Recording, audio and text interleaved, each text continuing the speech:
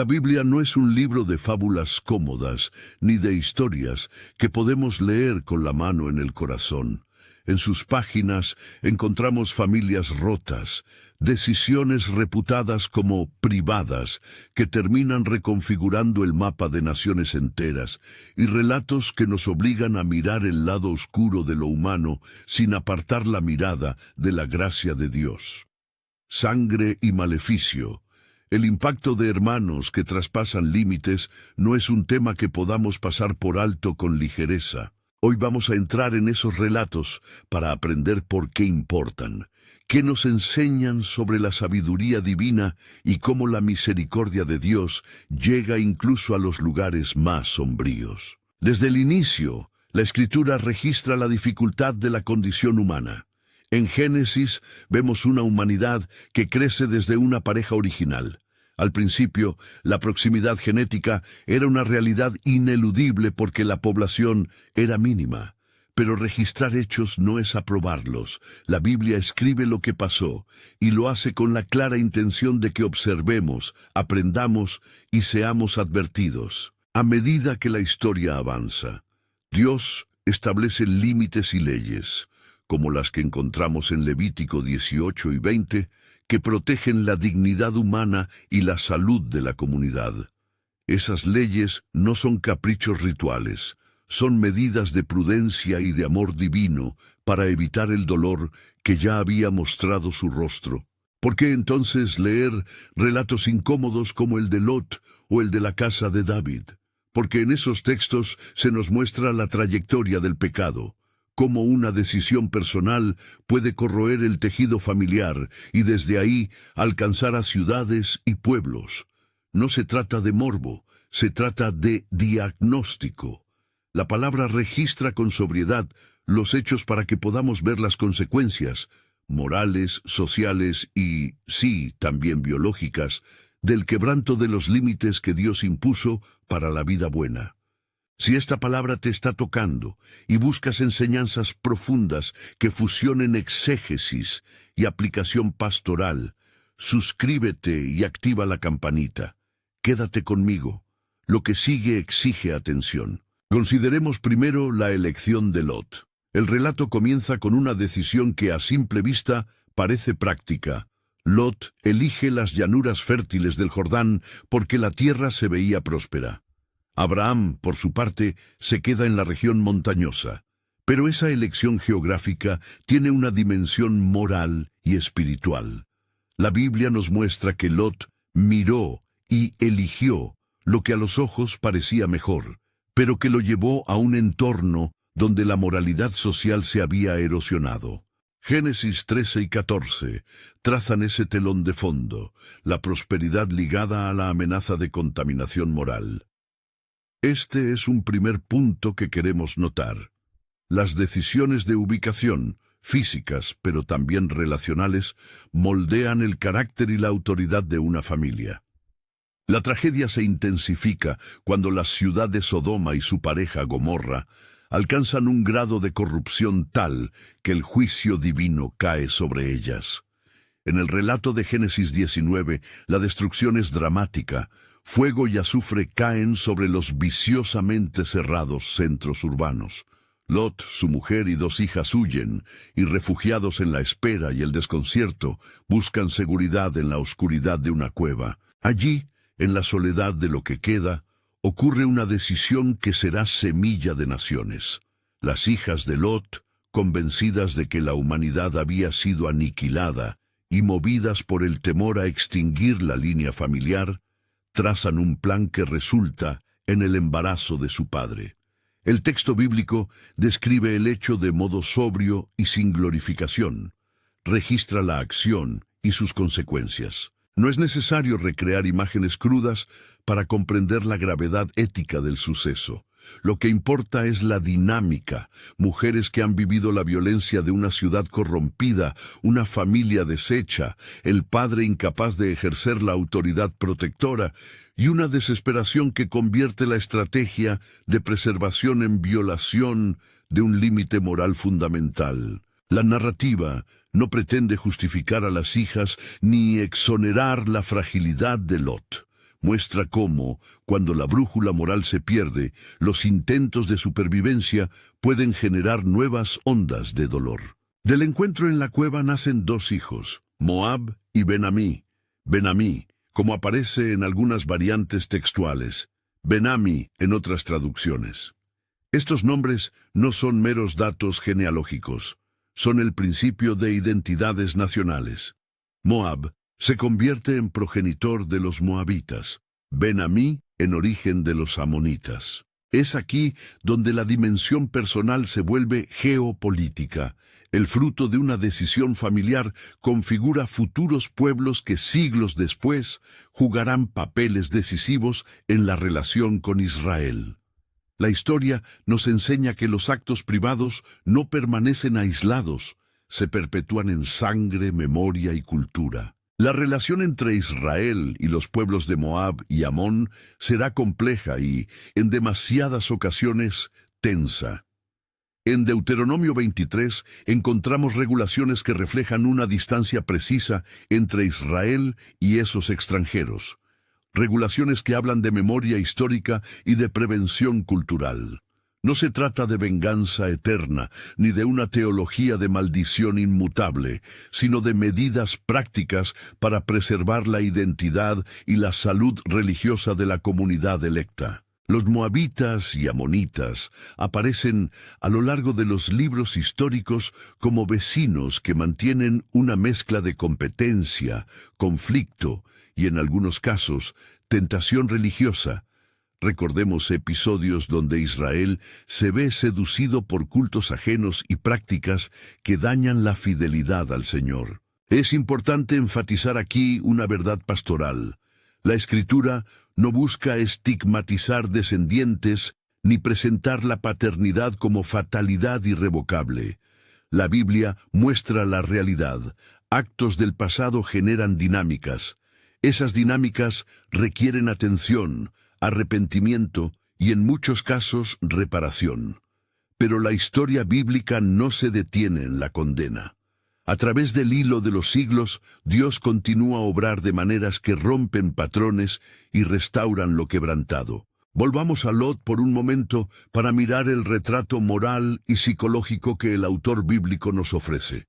Lot aparece en las narrativas como un hombre que pierde autoridad.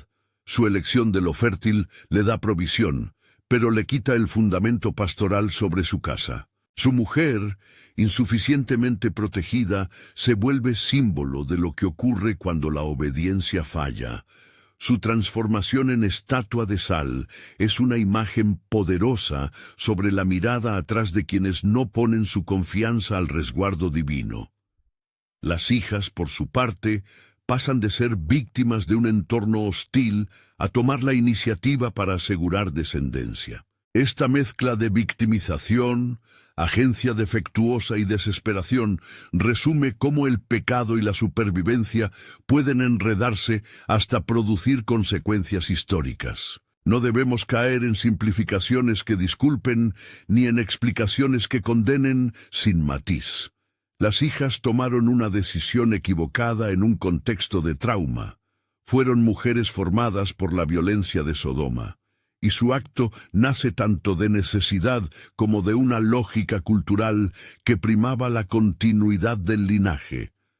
Lot, por su parte, muestra la fragilidad de un hombre sobrecargado por circunstancias y por una moralidad que se ha erosionado alrededor suyo. La lectura pastoral requiere compasión, reconocer a las personas como seres complejos, capaces de cometer errores gravísimos y, a la vez, merecedoras de la misericordia redentora de Dios. Pensar en términos de generaciones nos obliga también a considerar dimensiones prácticas y éticas.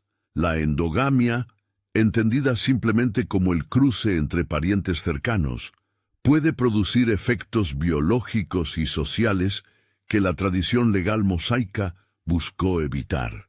Las leyes de Levítico 18 y 20, que más adelante desarrollaremos con cuidado exegético, surgen en un contexto donde la observación empírica de consecuencias familiares y comunitarias llevó a establecer límites claros. Esta conexión entre sabiduría práctica y mandato divino no elimina la presencia de la gracia ni la posibilidad de restauración. Más bien, subraya que las palabras de Dios buscan preservar la vida y la dignidad de sus criaturas. Mientras reflexionamos sobre Lot y sus consecuencias, hay una pregunta que debemos llevar en el corazón. ¿Qué sucede cuando la autoridad moral de una casa desaparece? Cuando el padre no protege, cuando la comunidad se normaliza en la violencia, los más vulnerables pagan el precio. Esa es una lección que resuena hoy con fuerza. No podemos separar la ética familiar de la salud social. Las decisiones de los individuos y las familias reverberan en las instituciones, en la cultura y en la memoria colectiva. Aún así, la lectura bíblica no se cierra en el fatalismo. En medio de estas genealogías problemáticas, la soberanía misericordiosa de Dios se hace notar. Más adelante en la historia, generación tras generación, Dios abre puertas donde parecía no haber esperanza. Ruth, la moabita, será un ejemplo paradigmático de cómo la gracia reescribe genealogías, y su inclusión en la línea de David, y por tanto en la genealogía mesiánica, será uno de los argumentos más contundentes contra cualquier visión de un destino inmutable ligado únicamente a la sangre. Antes de seguir, quiero que nos detengamos un instante y miremos el paisaje moral que hemos trazado. Elección por prosperidad, erosión de la autoridad, trauma comunitario, decisiones desesperadas que generan linajes y la larga sombra de consecuencias sociales. Este patrón no es ajeno a nuestras comunidades contemporáneas. Muchas veces, cuestiones que consideramos privadas, dónde vivimos, a quienes elegimos como referentes, qué valores normalizamos, terminan siendo semillas que brotan en la forma de instituciones, costumbres y, sí, a veces en heridas que atraviesan generaciones. Al hablar de estos temas, hemos de cuidar dos cosas con esmero pastoral. Primero, no atribuir a la genética o a la sangre un poder moral absoluto. La biología tiene su papel, la teología tiene el suyo. No repitamos discursos que reducen la providencia a una ley biológica automática. Segundo, no convertir estas historias en herramientas de condena para los descendientes. La historia bíblica muestra consecuencias reales, pero también el camino de la redención. La confesión, el arrepentimiento y la acogida en comunidad son vías por las que Dios repara lo que se ha quebrado. Llegados a este punto, la narración de Lot y la gestación de los pueblos moabita y amonita nos dejan en un cruce. Por un lado, la advertencia, el pecado relacional y la pérdida de autoridad producen consecuencias de largo alcance. Por otro, la promesa implícita, Dios no abandona la historia. Entre el polvo de Sodoma y la genealogía de Israel hay tramas de juicio y gracia, de herida y curación. Y es precisamente en la tensión entre ambos donde debemos permanecer, sin efecto de aturdimiento ni de triunfalismo ingenuo. Permanezcamos entonces con la pregunta que el texto nos plantea. ¿Cómo se transforma una historia de vergüenza en una historia de esperanza?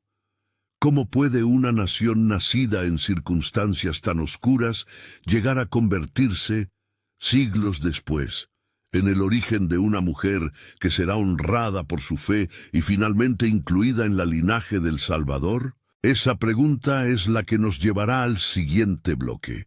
La dolorosa historia en la casa de David y la otra cara de la ruptura familiar, la violencia interna, que corroe no solo hogares, sino reinos. Antes de entrar en esa otra narrativa, conviene anclar lo que hemos visto con algunas observaciones prácticas para la comunidad de fe.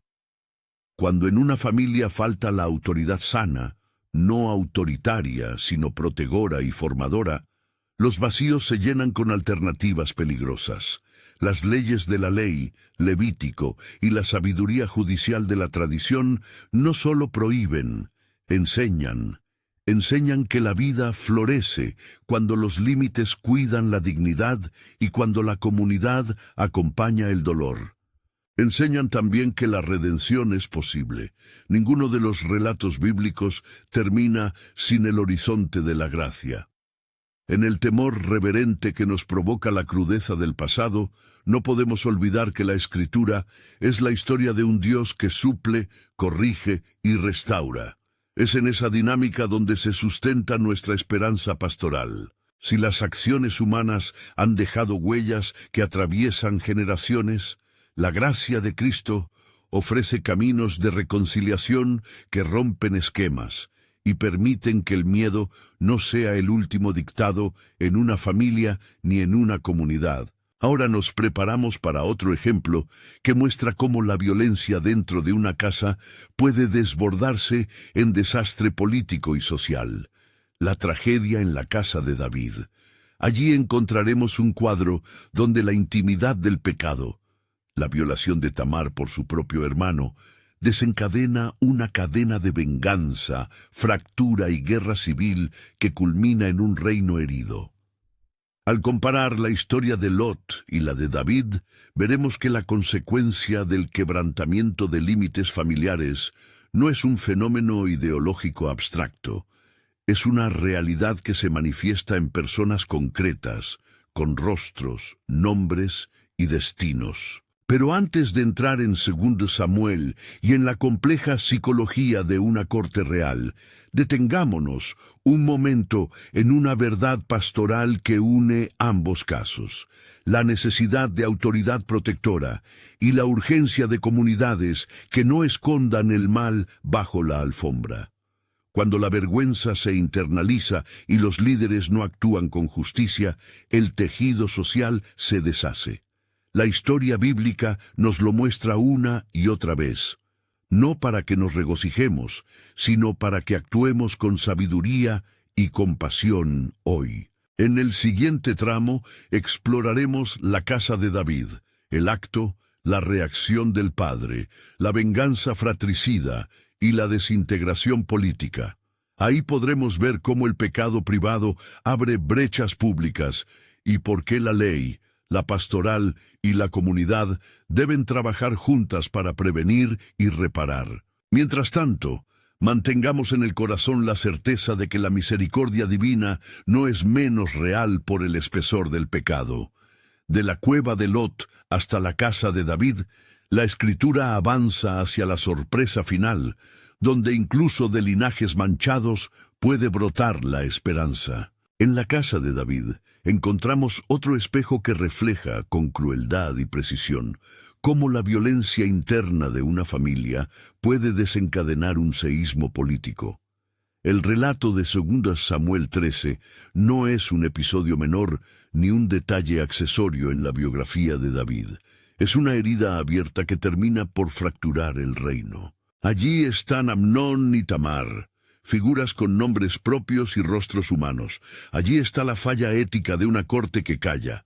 Allí está el padre que, ante el delito, vacila y no actúa con la justicia necesaria. Y las consecuencias se multiplican. Absalón, el hermano vengador, toma la ley en sus manos. La sangre corre en una espiral de retaliación. La casa real queda desgarrada por ambiciones personales y por el fracaso de la autoridad. No relataré detalles escabrosos.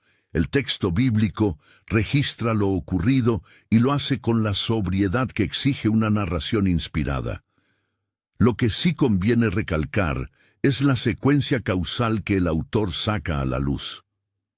Primero, un acto de violencia que hiere la intimidad y despoja la dignidad de una mujer. Segundo, la reacción de la memoria y del honor familiar que no encuentra cauce justo en órganos de justicia adecuados. Tercero, la explosión de la venganza que se disfraza de restauración del honor, pero que en realidad profundiza la fractura. Finalmente, la desintegración política. La familia que debía sostener la unidad se convierte en campo de batalla y el reino sufre las consecuencias. La figura de David en esta trama es compleja y a la vez instructiva. hombre de fe, guerrero, ungido por Dios, pero también padre que no supo, en ese momento, actuar con la autoridad que la situación exigía. Esa ambivalencia humana, pecado, virtud, omisión, es precisamente lo que la Escritura quiere que contemplemos. No se trata de descalificar a David como si fuera un monstruo, se trata de ver la realidad.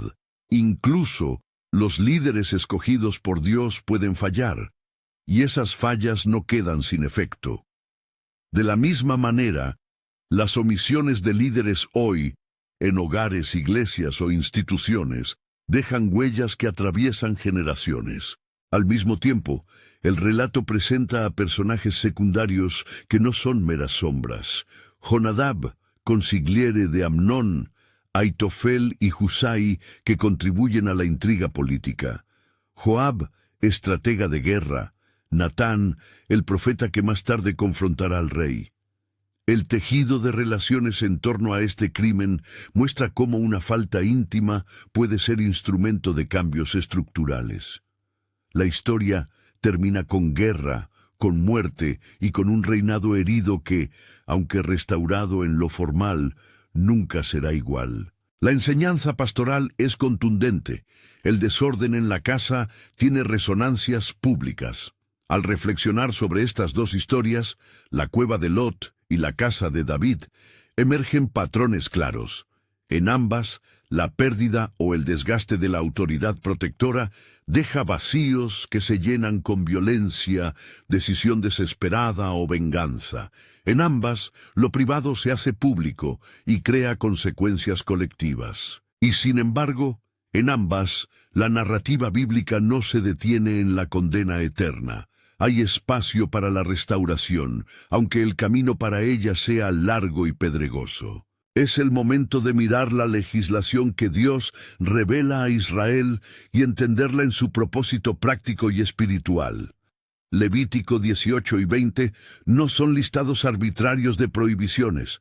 Son normas que, en un pueblo recién formado y en un entorno donde la convivencia dependía de límites claros, buscan proteger la dignidad humana, la integridad social y la vida comunitaria. Levítico 18 establece las prohibiciones contra relaciones sexuales entre parientes cercanos y demás prácticas que desdibujan el orden relacional.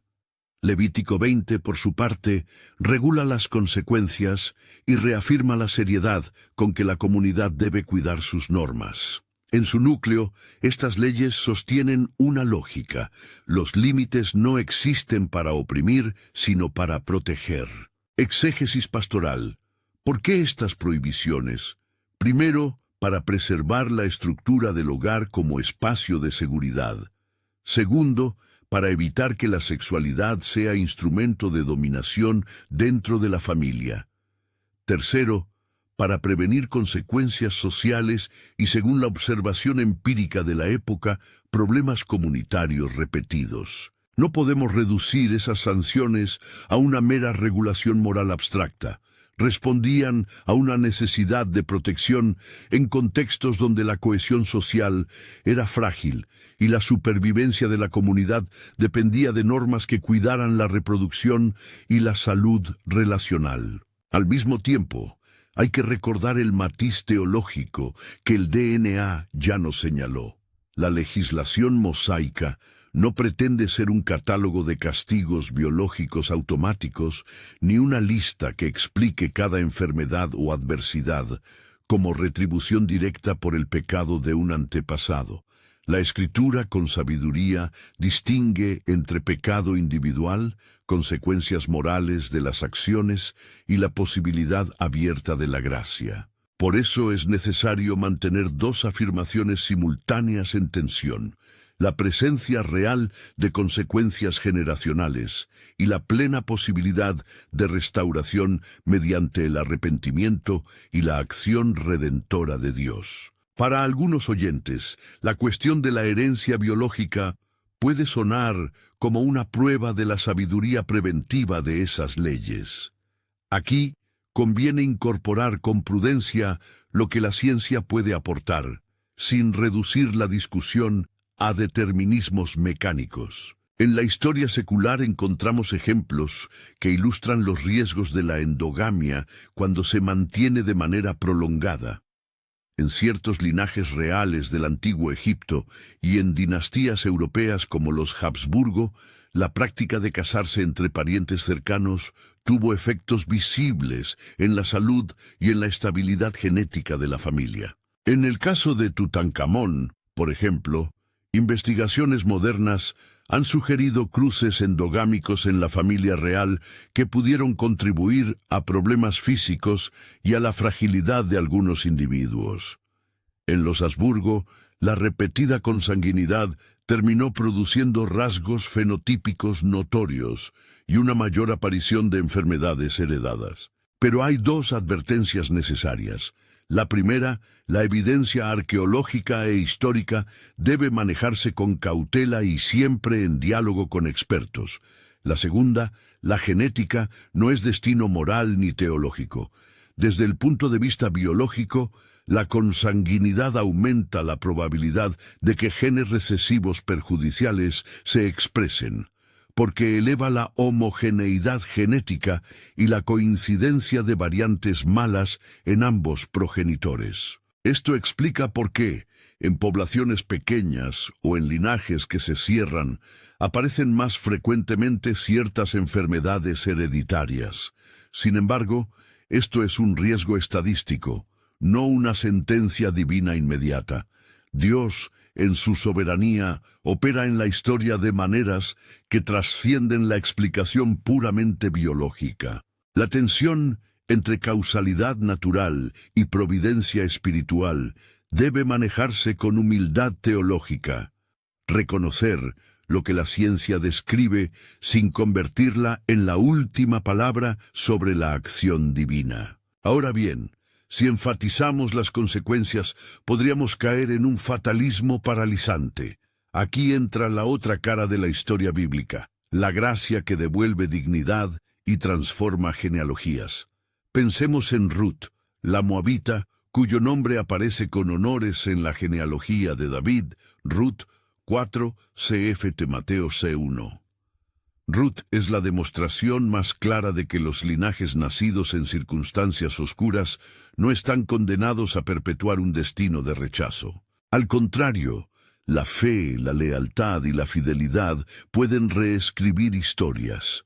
Ruth, siendo extranjera y proviniendo de un pueblo que, según la memoria israelita, tenía un origen problemático con Lot, entra en la comunidad de Israel, se vincula con Noemí, abraza al Dios de Israel y termina en la línea que desemboca en Booz y David.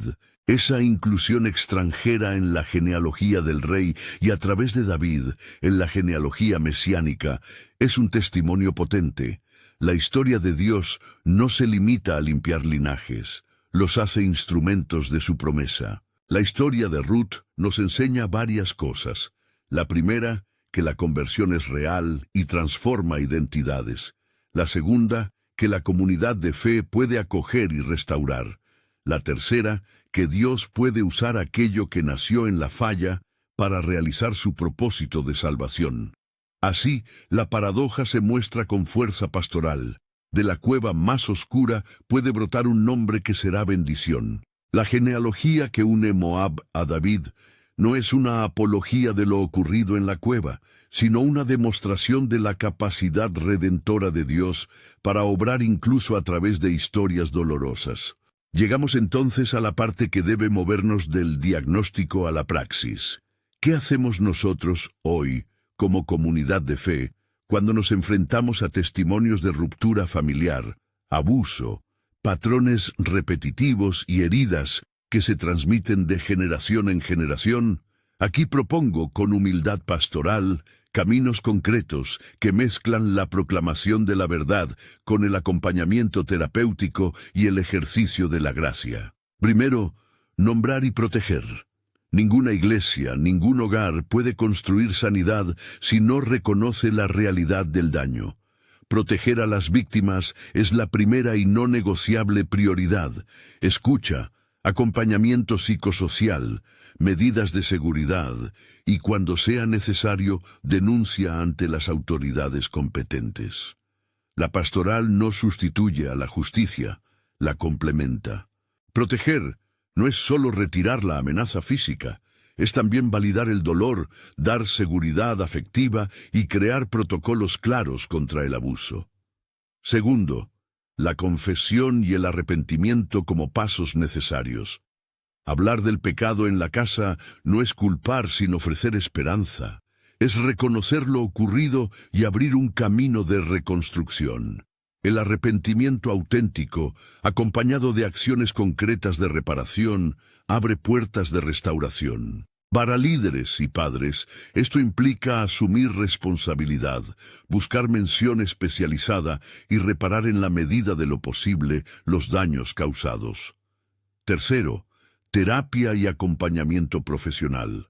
Heridas antiguas requieren intervenciones integrales, psicoterapia, consejería familiar, procesos de trauma y, cuando proceda, asesoría genética y médica. La Iglesia, que se preocupa por la salud de su pueblo, debe establecer redes de colaboración con profesionales, psicólogos, terapeutas, trabajadores sociales y, en casos médicos, genetistas. Recomendar apoyo profesional no es falta de fe, es un acto de sabiduría. Cuarto, límites y disuasión. Así como Levítico buscaba proteger, hoy debemos enseñar la importancia de límites sanos en la familia, protocolos de conducta, educación afectivo-sexual responsable desde la infancia, formación de líderes comprometidos con la prevención. La transparencia y la educación son antídotos contra la cultura del silencio. Quinto, prácticas espirituales de acompañamiento. La oración comunitaria, la liturgia que sostiene, el discipulado cuidadoso y la escuela de perdón que la Escritura propone son elementos esenciales, no para maquillar el dolor, sino para insertarlo en la trama redentora del Evangelio. La gracia no borra las consecuencias, pero sí habilita procesos de transformación que pueden romper ciclos. Sexto, memoria responsable y reparación. Donde sea posible, trabajar en procesos de memoria que reconozcan el daño histórico sin perpetuar estigmas. La comunidad debe acompañar a los descendientes que sufren las consecuencias sociales de errores pasados, brindándoles oportunidades de formación, empleo y reinserción. La justicia restaurativa, cuando se aplica con discernimiento, protege a las víctimas y procura formas de restitución que no se quedan en el mero castigo. Séptimo, consejo pastoral para quienes temen las cadenas generacionales. La teología bíblica no enseña un determinismo fatalista. Las cadenas existen como dinámicas de poder y costumbres repetitivas. Se rompen cuando hay arrepentimiento, intervención comunitaria, prácticas nuevas y acompañamiento profesional. Invitamos a quienes se sienten atados a buscar ayuda. Una iglesia sana acompañará con oración, consejería, discipulado y redes de apoyo. En este punto, conviene recordar la mezcla de humildad y coraje que debemos tener al aplicar estas recomendaciones. No prometemos curas instantáneas ni soluciones mágicas. Proponemos procesos sostenidos en la verdad de la Escritura y en los recursos que la comunidad humana ha desarrollado para la sanidad. No cae en nosotros la responsabilidad absoluta de resolverlo todo, pero sí la obligación de no encubrir, de no minimizar ni culpar a las víctimas y de trabajar con diligencia pastoral y profesional. Ahora, volvamos por un instante a la imagen que hemos repetido a lo largo de este mensaje, de la cueva al pesebre. No es una metáfora gratuita. La Biblia muestra que en la línea de la historia humana, donde hubo vergüenza, violencia y decisiones equivocadas, Dios no abandona su propósito. La venida de Cristo no borra la historia humana ni la hace menos real. La corona de la obra redentora es precisamente que, a través de medio de historias rotas, Él hace nuevas todas las cosas. La inclusión de Ruth en la genealogía de David y, a su vez, de Jesús en la línea davídica, es una declaración. El diseño de Dios es transformar historias. Al aproximarnos al final de este recorrido, queremos que el llamado pastoral resuene con doble fuerza. Primero, la llamada a la santidad y a la prevención. Segundo, la llamada a ser comunidad que restaura. La primera nos exige disciplina, educación y la valentía de establecer y mantener límites. La segunda nos exige compasión, acompañamiento sostenido y la práctica del perdón que no minimiza el daño, sino que busca la reparación justa. Antes de concluir con la oración, quiero ofrecer algunas acciones prácticas que puedes llevar hoy a tu comunidad o a tu vida personal. Evalúa protocolos de protección en tu iglesia. Impulsa programas de formación sobre prevención del abuso para padres y líderes. Establece alianzas con profesionales de la salud mental. Promueve espacios de escucha para sobrevivientes. Y en lo personal, si llevas el peso de una historia familiar dolorosa, busca una comunidad que te reciba, un profesional que te acompañe y una guía espiritual que te sostenga. Todo esto enraizado en la certeza de que la gracia de Dios es más grande que cualquier pasado. Y ahora, con la solemnidad que corresponde, dirijámonos a Dios en oración. Padre nuestro, Señor de misericordia, te damos gracias porque no eres un Dios distante frente al dolor humano. Venimos a ti con las palabras que a veces no queremos pronunciar. El dolor de las familias rotas, las heridas que pasan de generación en generación, las voces que no fueron escuchadas y los silencios que protegieron al agresor. Te pedimos, Señor, por las víctimas, sana sus cuerpos, sus mentes y sus emociones. Danos como iglesia la sabiduría y la sensibilidad para acompañarles sin juicio ni prisa. Pedimos por quienes han ejercido poder de forma abusiva. Trae convicción de pecado, arrepentimiento genuino y voluntad de reparar. Rompe, Señor, las cadenas invisibles que atan a familias enteras. Libera a los hijos de patrones repetidos. Rompe el ciclo de silencio y enséñanos a construir nuevos modos de relacionarnos que reflejen tu justicia. Padre, te rogamos también por las comunidades heridas. Danos líderes que actúen con valentía y discernimiento, juramentos de transparencia y estructuras que protejan a los más vulnerables. Señor, tocamos con humildad las consecuencias biológicas y sociales que pueden existir en linajes humanos. Danos la sabiduría de combinar la ciencia con la fe. Que busquemos ayuda profesional cuando haga falta y que nunca reduzcamos nuestras oraciones a una explicación simplista del sufrimiento. Gracias por la esperanza de Ruth, por el ejemplo de mujeres y hombres que en medio de historias complejas abrazaron tu camino. Gracias porque tu plan no se frustra por los errores humanos. Conviertes la debilidad en instrumento de tu fidelidad.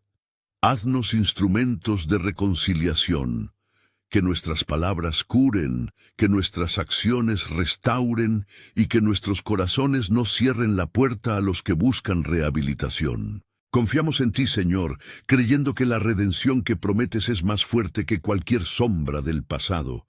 En tus manos ponemos nuestras familias, nuestras ciudades y los secretos que hemos temido pronunciar. Libera, sana, instruye y guía, en el nombre de Jesús, autor de la vida nueva. Amén. Si este mensaje ha tocado tu corazón y quieres ser parte de una comunidad que camina hacia la sanidad, escribe libre en los comentarios. Comparte este video con alguien que lo necesite y suscríbete para seguir explorando juntos la Escritura con reverencia y amor.